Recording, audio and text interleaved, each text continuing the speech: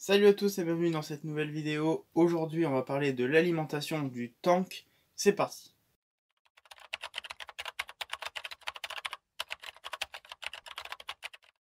Alors dans la première vidéo j'avais dit que le tank serait alimenté avec des piles de 9 volts, plus précisément celle-là. Mais j'ai un petit peu changé d'avis. On va partir plutôt sur ces piles-là. Alors c'est toujours du 9 volts, hein, c'est écrit dessus. Mais ce sont des piles en lithium. Alors j'ai décidé de prendre du lithium pour plusieurs raisons.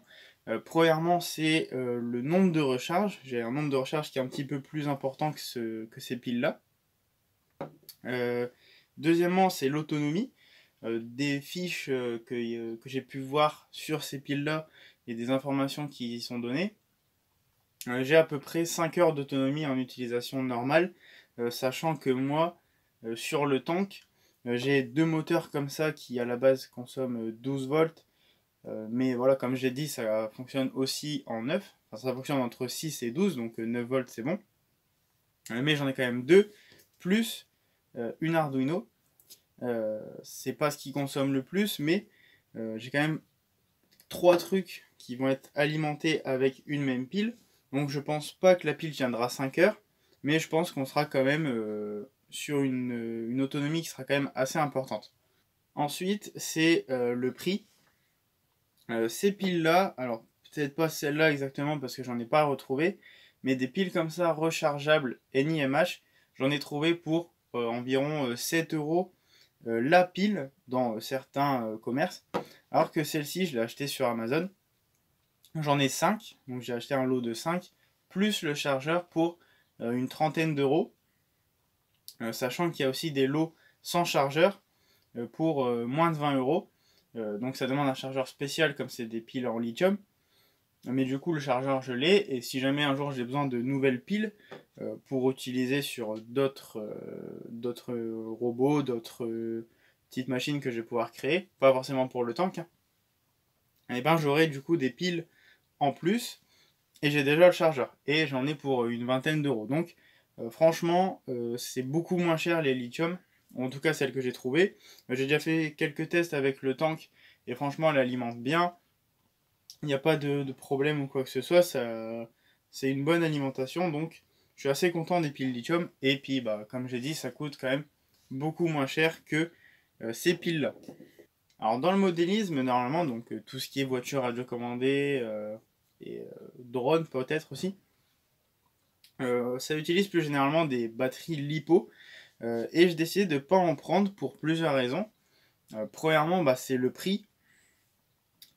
Comme je viens de le dire, bah, celles-là, je les ai vraiment pas payées cher. Et pour une bonne batterie LiPo, il y en a pour 25-30 euros. Alors, c'est un investissement qui peut peut-être faire que ça va bien tenir. C'est quelque chose de fait exprès. Mais je trouve que c'est quand même assez cher. Et je me dis, pour avoir plusieurs batteries, parce qu'il faut des rechanges quand même, et ben, ça va revenir quand même assez cher. Alors que là, bah, j'en ai 5 déjà pour une vingtaine d'euros. Enfin, si on prend le lot sans le chargeur, il y en a pour 20 euros. Donc c'est quand même beaucoup moins cher.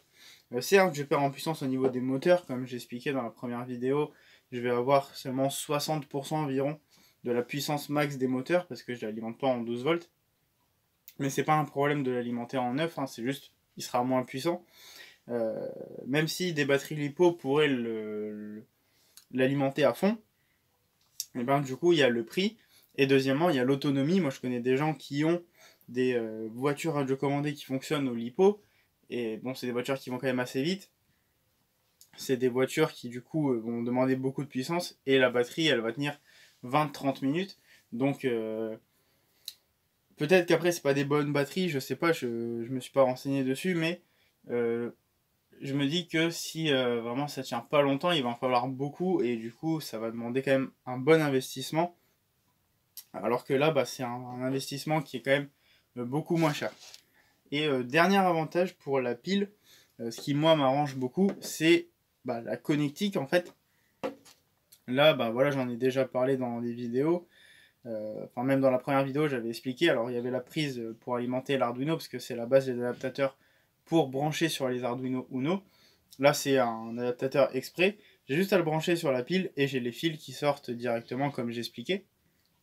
Et du coup, bah moi, ça m'arrange beaucoup parce que, voilà, pour les tests, j'ai juste à brancher sur la pile. Je le branche dans les grandes lignes des breadboards. Et j'alimente toute ma breadboard avec ça. Ça alimente aussi la carte Arduino parce que là, sur la Uno, bon, ça va être compliqué de vous montrer. Mais juste ici, là, les deux premiers pins, c'est les pins de GND et de VIN, enfin VIN, qui alimentent l'Arduino en fait. C'est un peu comme si je branchais là sur le port USB. Sauf que là, bah, c'est pour brancher justement ce genre de câble. Donc moi j'ai juste à brancher sur la breadboard, ensuite je prends des fils qui viennent des grandes lignes de la breadboard jusqu'à les pins de l'Arduino. Et du coup c'est beaucoup plus simple, alors que les batteries LiPo ça utilise des petites fiches qui vont être beaucoup moins pratiques pour moi les brancher. Alors je pourrais faire des soudures, tout ça, des adaptateurs, mais pour moi c'est beaucoup plus simple ce genre de pile. Donc voilà, j'espère que cette petite vidéo vous aura plu. C'était assez court. Mais voilà, j'espère quand même que ça vous aura plu. N'hésitez pas à partager la vidéo. Et nous on se dit à bientôt dans une nouvelle vidéo. Salut!